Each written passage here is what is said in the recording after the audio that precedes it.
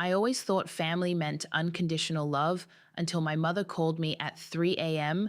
demanding I transfer $20,000 into Savannah's account. Again. My younger sister had maxed out her credit cards. Again.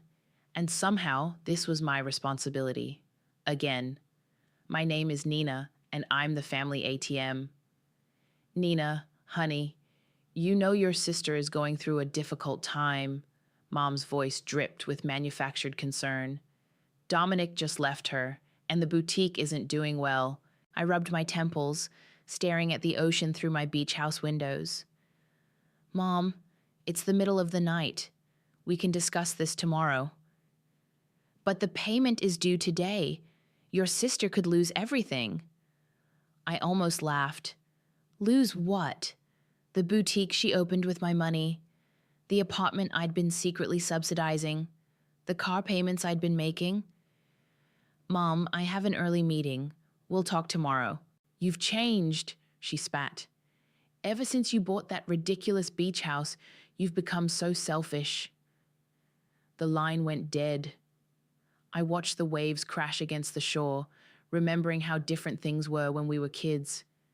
Savannah getting her first car at 16, while I took the bus to my part-time job.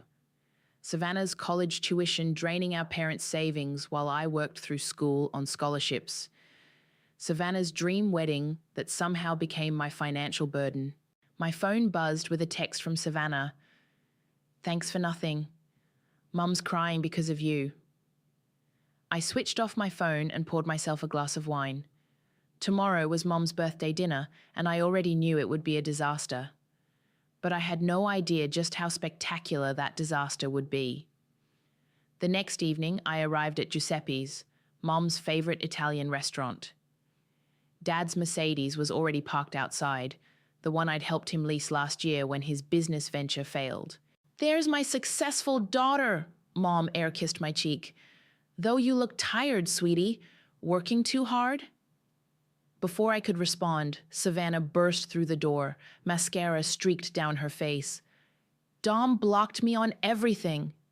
She collapsed into Mom's arms. After everything I did for him. Dad cleared his throat. Speaking of doing things for people, he glanced meaningfully at me. We need to discuss something important. The waiter hadn't even taken our orders when Mom reached across the table and grabbed my hand. Sweetheart, we've been thinking. That beach house of yours, it's so big for just one person. And Savannah needs a fresh start, Dad added. Away from the city, away from Dom's influence. I stared at them, my wine glass frozen halfway to my lips. What exactly are you suggesting? We think you should give Savannah the beach house, Mom said, as if she was suggesting I loan her a sweater. You're never there anyway, always working. And family helps family. Savannah sniffled dramatically. I just need somewhere to heal. The restaurant seemed to spin around me. 6 months of therapy had prepared me for this moment, but reality still felt surreal. No, I said quietly. What? Dad's face reddened. I said no. My voice was steadier now. The beach house is mine. I bought it with my money. Money you only have because we gave you such a good start in life. Dad slammed his fist on the table. Heads turned. A good start? I couldn't help but laugh. You mean like the college fund you spent on Savannah's sweet 16, or the inheritance from Grandma that mysteriously disappeared into her failed jewelry business? How dare you? Mom's eyes welled with tears. After everything we've done for you. Savannah stood up, pointing her finger at me. You're just jealous because Dom chose me first. Everyone knows you had a crush on him in college. I placed my napkin on the table and stood up. This dinner is over. Happy birthday, Mom. You'll regret this, Dad called after me as I walked away. You hear me?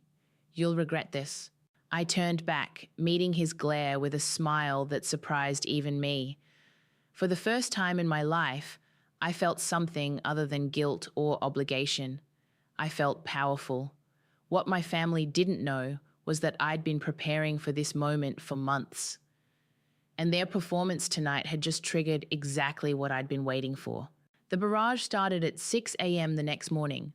First came the texts from Mom. I cried myself to sleep. Your father's blood pressure is through the roof. How could you do this to your sister? I sipped my coffee and forwarded each message to Kimberly, my attorney and best friend since law school. She replied instantly, keep everything, don't delete anything. By noon, my extended family joined the assault. Aunt Patricia called to tell me I was breaking her sister's heart. Uncle Robert sent a lengthy email about family duty. Even my second cousin posted on Facebook about entitled millennials who forget their roots. My phone rang. Savannah. What? I answered.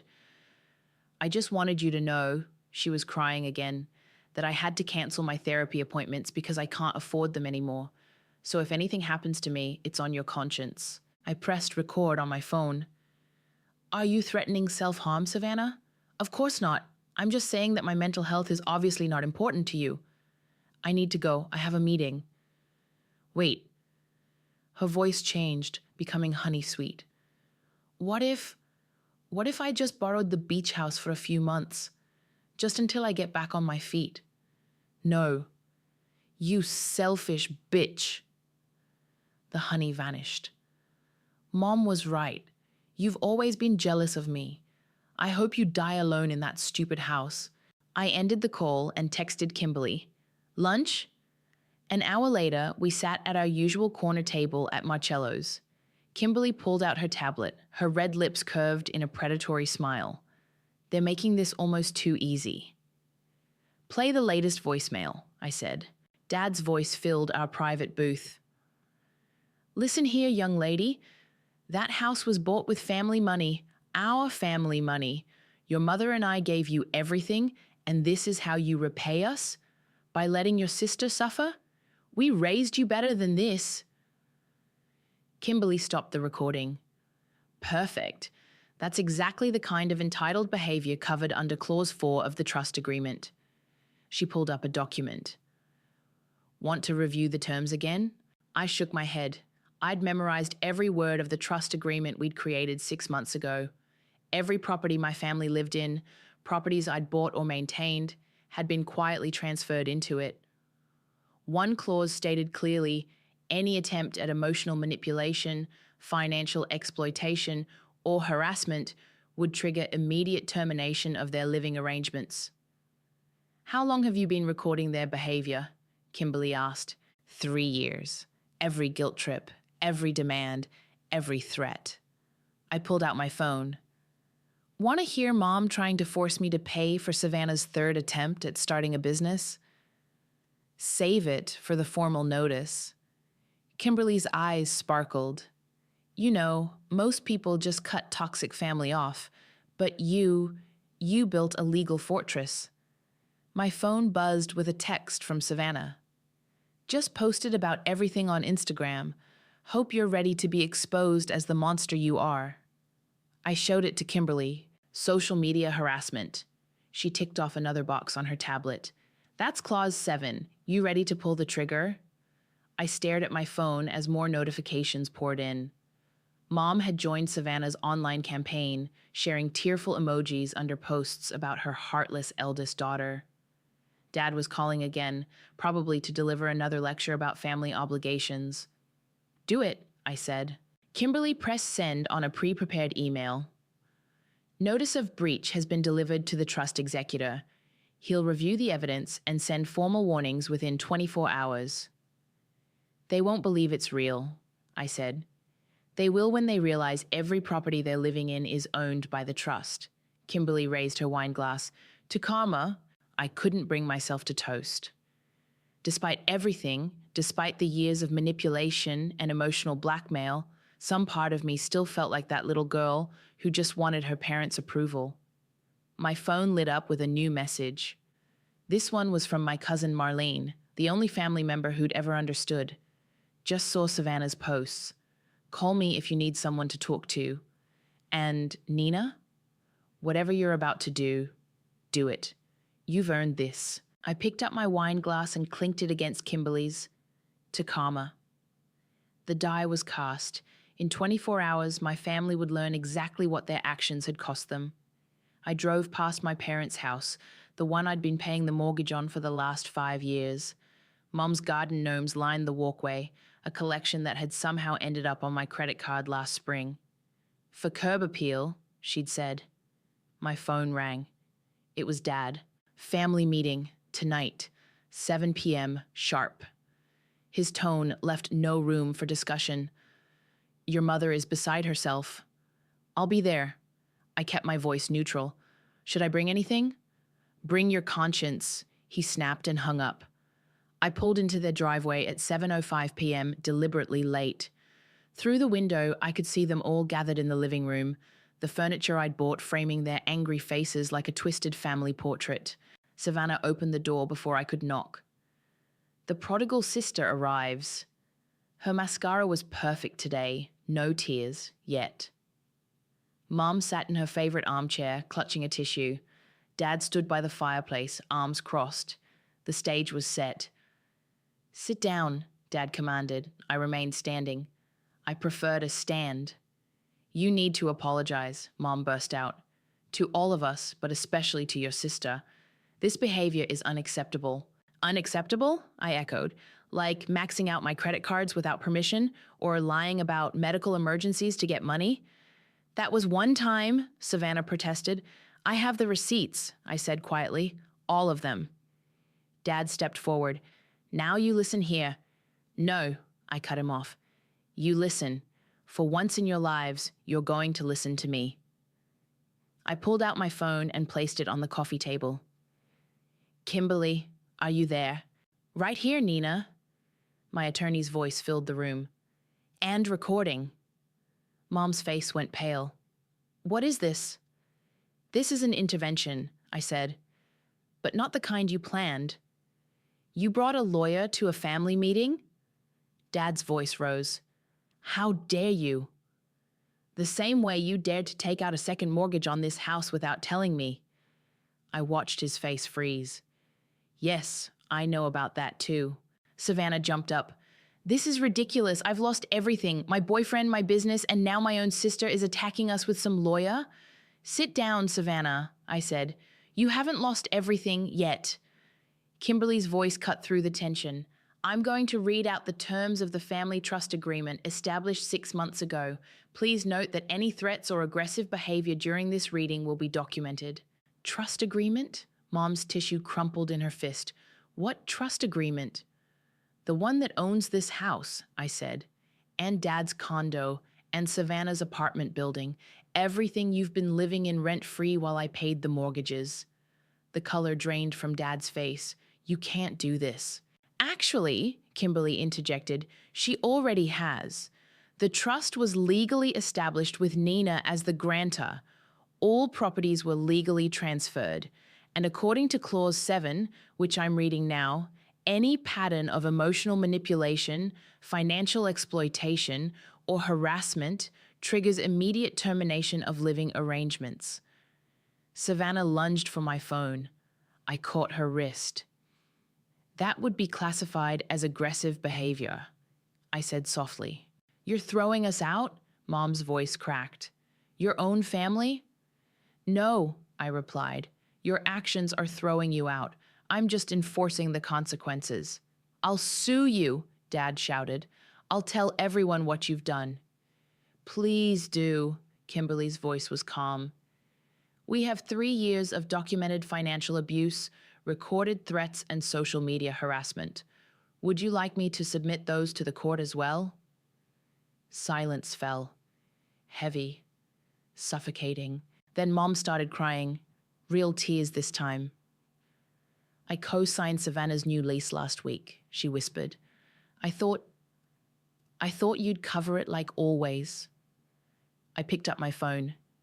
That would be an unauthorized financial obligation under Clause 12, Kimberly. Noted, my attorney replied. I'll add it to the breach report. You heartless bitch, Savannah spat. You're enjoying this, aren't you? I met her eyes. No, Savannah, I'm not enjoying this at all, but I'm done being the family ATM. As I turned to leave, Dad called out, You'll regret this. We're your family. I paused at the door. You have 60 days to vacate, all of you. Consider this your official notice. The door closed behind me, cutting off their protests. In my car, I finally let out the breath I'd been holding. My phone buzzed. A text from Kimberly. Round 1 complete? Ready for round 2? The formal breach notice arrived in their email inboxes at exactly 9 a.m. the next morning. I knew because my phone immediately exploded with notifications. Your father is having chest pains, Mom texted. I hope you're happy. I forwarded it to Kimberly, who replied instantly, medical guilt trip, adding it to the file. At noon, my office door opened. Beckett, the trust executor, walked in wearing his signature steel gray suit. They're attempting to contest the trust, he said without preamble. On what grounds? Your father claims he was promised lifetime occupancy, says he has witnesses. Beckett's thin lips curved slightly. Unfortunately for him, we have his signed acknowledgement that all properties were transferred to the trust with no conditions. My phone rang. Savannah. Put it on speaker, Beckett said, pulling out his tablet. How could you do this to Mom and Dad? Savannah's voice filled my office. They're in their 60s. Where are they supposed to go? They have their retirement savings, I replied. Savannah laughed bitterly. What retirement savings? They spent it all on my boutique and my apartment deposit and... She stopped abruptly. Beckett was already typing. Admission of financial mismanagement, he murmured. Is someone there? Savannah demanded. Are you recording this? Goodbye, Savannah. Wait, what about my lease? Mom co-signed it last week, but the first payment is due tomorrow, and I ended the call. Beckett looked up from his tablet. Your mother attempted to sell the family house this morning. What? She listed it with Real Estate Express. When we informed them the property was trust-owned, she claimed there must be some mistake. He showed me the listing. That's attempted fraud. My phone buzzed again. A text from Dad. I'm coming to your office, now. Perfect timing, Beckett said. Shall I stay? 20 minutes later, Dad burst through my door, face red. Call off your attack dogs, he demanded. Your mother can't stop crying.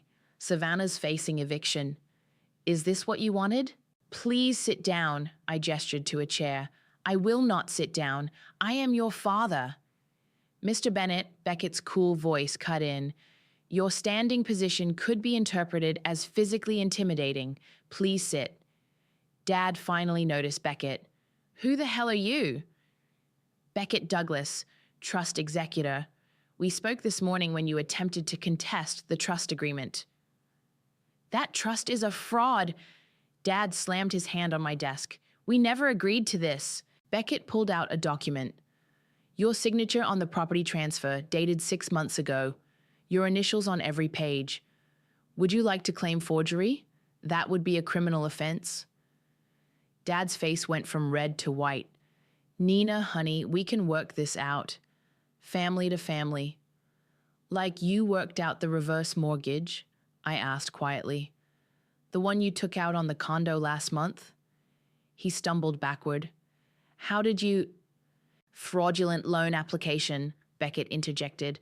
Since you no longer owned the property, the bank has been notified. You're destroying this family, Dad's voice cracked. Your mother, your sister. No, I stood up. You destroyed this family when you decided I existed to fund everyone's mistakes. The trust is just making it official. My phone lit up with a notification. Savannah had gone live on Instagram, mascara running, telling her followers how her psycho sister was making their elderly parents homeless. Add defamation to the breach list, I told Beckett. Already done. He turned to my father. Sir, you have 58 days remaining to vacate all trust properties.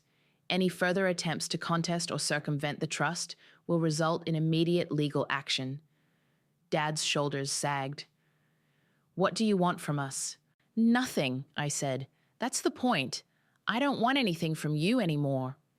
After he left, Beckett reviewed his notes. Your mother's attempted property sale, your father's fraudulent loan, your sister's lease scheme, plus today's confrontation. He looked up. The trust terms are ironclad. They have no legal recourse. My phone buzzed one last time. A text from Mom. I hope you can live with yourself after this. For the first time in years, I smiled genuinely. Yes, I typed back. Finally, I can. The next week passed in a blur of voicemails and social media storms. Mom and Dad's messages grew increasingly desperate, then angry, then desperate again. Savannah alternated between threats and tearful pleas. I sat in my beach house watching their missed calls pile up when my phone lit up with a different name, Marlene. I'm outside, my cousin said. With wine. I opened the door to find her holding 2 bottles of Merlot. Thought you might need reinforcements, she said, stepping inside. Have you seen Savannah's latest post? Marlene rolled her eyes. The one where she's sobbing about having to sell her designer bags? Or the one accusing you of destroying her brand partnerships? Both. I poured us each a glass. Mom tried calling her old college friends to borrow money. Apparently, I've brainwashed everyone against them. Aunt Caroline called me too. Marlene settled onto my couch. Wanted to know if I could talk some sense into you. I told her you had more sense than all of them combined. My phone buzzed. A text from Dominic, Savannah's ex. Your sister's telling everyone I financially abused her. My lawyer will be in touch. Great, I muttered, showing Marlene the message. Now Savannah's dragging her ex into this. Speaking of exes, Marlene said carefully, have you seen what she posted about your old relationship with him? I opened Instagram. There it was, a long post about how I'd always been jealous of her relationship with Dominic, complete with manufactured stories about me trying to steal him in college. That's rich, I said, considering she started dating him 2 weeks after he and I broke up senior year. My phone rang. Kimberly. Check your email, she said without preamble. Your father tried to take out another loan using the beach house as collateral, forged your signature this time. What? The bank caught it and reported it. We need to decide if you want to press charges. I felt the room spin slightly. Marlene grabbed my hand. Give me an hour, I told Kimberly and hung up. Nina, Marlene said softly, what's the end game here? I don't know anymore. I stared out at the ocean. I thought cutting them off would feel different. Different how? More satisfying? Less. I struggled to find the word. Hollow? Marlene suggested. Yeah. My phone lit up with a notification. Mom had posted old family photos, captioning them with memories of how much she'd sacrificed for her daughters. The comments were filled with sympathetic responses about ungrateful children. They're never going to change, are they? I asked. Marlene shook her head. People like them don't change. They just find new victims. Savannah's already trying. She messaged my old college roommate asking for a place to stay. And? Sarah blocked her. I smiled slightly. Apparently, she remembers Savannah stealing her boyfriend in sophomore year. Marlene's phone buzzed. She looked at it and burst out laughing. Oh, this is rich. Aunt Caroline just asked if I could co-sign a lease for them. Said, and I quote, since you're doing so well with your business. The business I helped you start? The very same. Marlene raised her glass. To toxic family members who never learn. My phone chimed with an email from Beckett. Your mother attempted to access trust documents claiming to be you. Security protocols prevented access. Recommend pressing charges for attempted fraud. So what now? Marlene asked, reading over my shoulder. I thought about Dad forging my signature, Mom trying to hack the trust, Savannah spreading lies online. The hollow feeling was replaced by something harder, colder. Now? I picked up my phone. Now we stop playing nice. I dialed Kimberly's number. Remember those fraud charges you mentioned? Let's do it. All of them. Finally, Kimberly said. I'll have the paperwork ready in an hour. After I hung up, Marlene studied my face. You okay? No, I admitted, but I will be. My phone lit up with another call from Mom. For the first time in my life, I didn't feel the compulsive need to answer. Instead, I blocked the number. They wanted a war, I told Marlene. They're about to get one. The fraud charges hit like a tsunami. Dad was served papers at his favorite golf club. Mom received hers during her weekly salon appointment. Savannah's came while she was live streaming another tearful rant about me. Your father's lawyer called, Kimberly said during our morning meeting. They want to negotiate. No deals, I replied, scanning the latest trust violation report from Beckett. They're offering to publicly retract all social media statements. Too late. I showed her my phone. Savannah had just posted a video titled, My Sister's Dark Secret, The Truth About Nina. Kimberly watched 30 seconds and snorted. She's claiming you embezzled from her boutique? The one that never made a single profit? Keep watching. On screen, Savannah dabbed her eyes with a monogrammed handkerchief. She's always been jealous of me. When we were kids, she used to steal my clothes, my makeup, even my diary. And now she's stealing our family's security. My phone buzzed. A text from an unknown number. Saw your sister's video. I remember what really happened in college. Need me to set the record straight? It was Dominic. No, I typed back. But thanks. Another notification popped up. Mom had emailed the entire extended family. Our beloved Nina has lost her way. Please pray for her soul. I forwarded it to Beckett. Your mother tried accessing the trust fund again, he said when he called, this time through a third party. Let me guess, Aunt Patricia? Correct. We've documented the attempt. My office door opened. Kimberly walked in, face grim. We have a problem. She handed me her tablet. On it was a GoFundMe page. Help save our family home. Mom's tear-stained face smiled up at me, next to a story about her successful but troubled daughter trying to destroy their lives. They'd raised $15,000 already.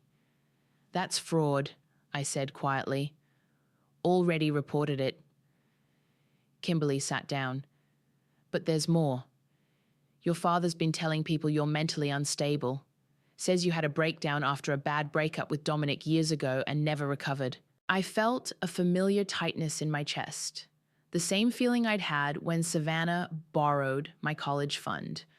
When Mom guilted me into paying for Dad's failed investments.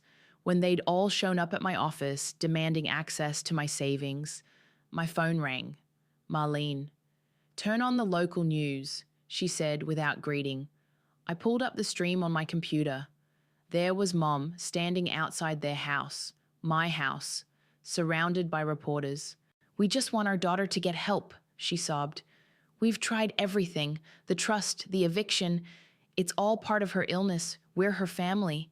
We just want to help her. Kimberly was already dialing. Beckett, time for nuclear option. I muted the news feed. What's the nuclear option? Remember all those financial records we've been collecting? The tax documents, the loan applications, the credit card statements?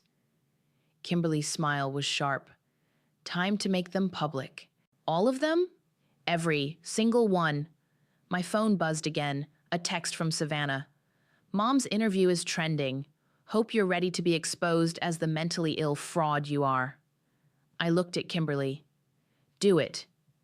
She pressed send on an email. Within minutes, every major local news outlet received a comprehensive file detailing years of financial manipulation, fraud attempts, and documented abuse, complete with dates, amounts, and signed confessions in the form of guilt-tripping texts. How long until it hits? I asked. Give it an hour, Kimberly said. I turned the news back on. Mom was still talking, but now Dad had joined her, speaking gravely about their concerns for my mental health. My phone lit up. Dominic again. Just saw your parents on TV. Want me to tell them about how Savannah maxed out my credit cards too? This time, I replied, yes. Kimberly's phone chimed. First outlet picked up the story, she announced. Here we go. I watched the news ticker change. Breaking local family accused of years-long financial fraud scheme. Mom stopped mid-sentence as someone off camera showed her their phone. Dad's face went pale. My phone buzzed one last time. Savannah, what have you done? I typed back 3 words. Told the truth. Then I blocked her number and turned back to watch their carefully constructed lies crumble on live television. The story broke like wildfire. By evening, every local news station had picked it up. Family financial scandal exposed ran across the bottom of screens while reporters dug through the mountain of evidence we'd released. The GoFundMe's been taken down, Kimberly reported, and they've frozen the donations pending investigation. Dominic had gone public too, sharing screenshots of Savannah's excessive spending on his accounts. Other victims started coming forward, former friends, business partners, even Savannah's old roommates, all with similar stories of financial manipulation. My office door opened. Nina? My assistant looked nervous. Your mother's here. Send her in.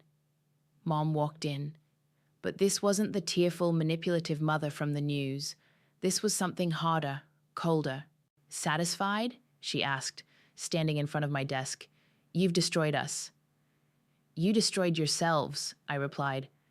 I just showed everyone the truth. The truth? She laughed bitterly. The truth is you're my daughter.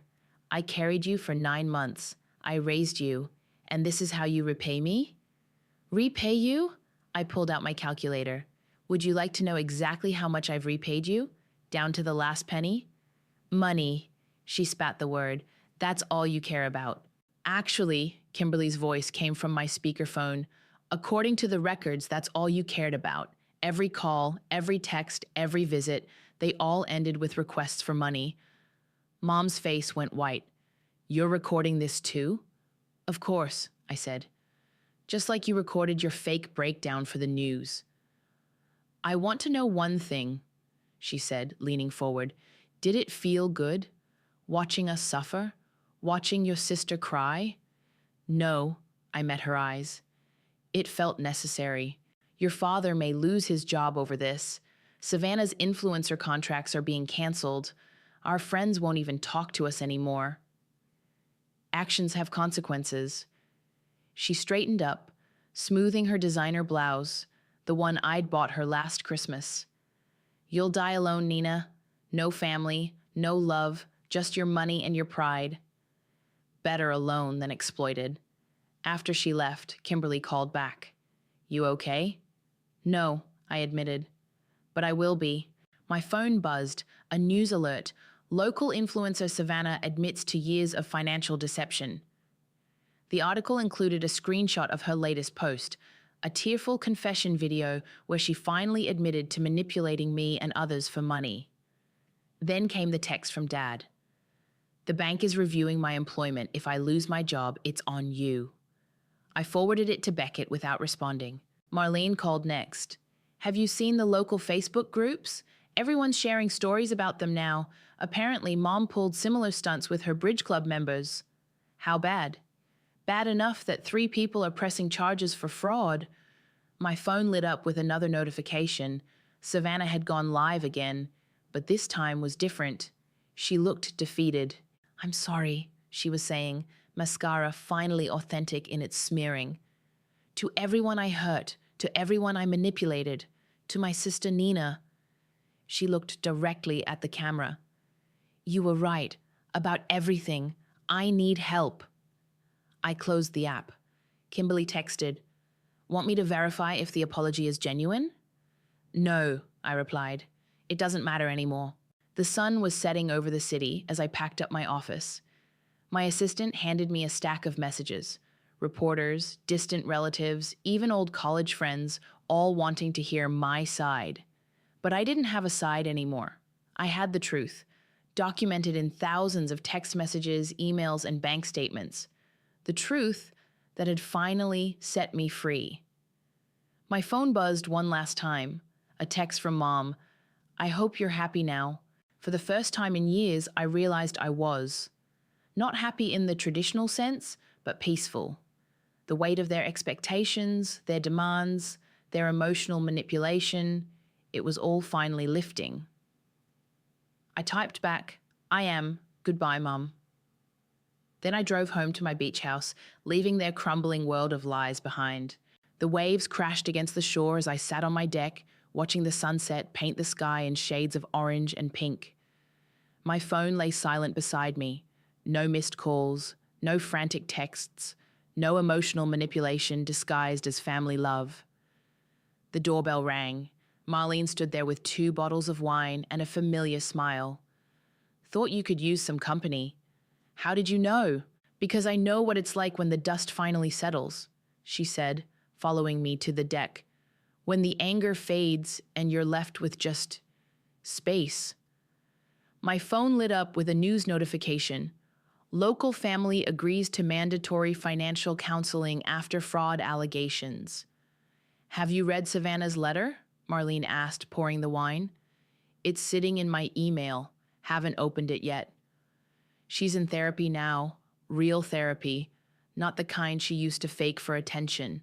The ocean breeze carried the salt air across my face as I considered this. "Do you think people can change?" "Some can," Marlene said. "Some want to. Others," she shrugged, "others just find new victims." My phone buzzed. A text from Dominic. "Savannah tried to contact me again. Told her to talk to her therapist instead. Thought you should know." "At least she's trying," I murmured. "That's not your responsibility anymore," Marlene reminded me. "None of it is." The doorbell rang again. This time it was Kimberly, holding a folder. "Final trust dissolution papers," she said, joining us on the deck. "Once you sign these, it's really over." I took the pen she offered, but hesitated. "What happens to them?" "They have 30 days left to vacate the properties," Kimberly said. "Your father's bank agreed not to press charges if he takes early retirement. Your mother's bridge club dropped their lawsuit in exchange for public apologies. And Savannah's starting over," Marlene finished. "Working as a barista, living in a studio apartment she actually pays for herself." I signed the papers. "You know what the hardest part is?" I said, watching the pen move across the page. "The silence. After a lifetime of chaos, the silence feels peaceful," Kimberly suggested. "Terrifying," I corrected. "That's because you're not used to putting yourself first," Marlene said. "You've spent so long being their safety net that you forgot how to just be Nina." My phone lit up again. A text from Mom. "I understand now. I don't expect forgiveness. But I want you to know, I see what we did to you. I'm sorry." "Is it real this time?" Marlene asked, reading over my shoulder. "Does it matter?" I replied, setting the phone down without responding. Kimberly gathered the signed papers. "Want to know something interesting? After all the media coverage, 3 other families contacted my office, all with similar stories, all ready to break free." "You helped them?" I asked. "I gave them your story. Sometimes people just need to know they're not alone." The sun dipped below the horizon, casting long shadows across the deck.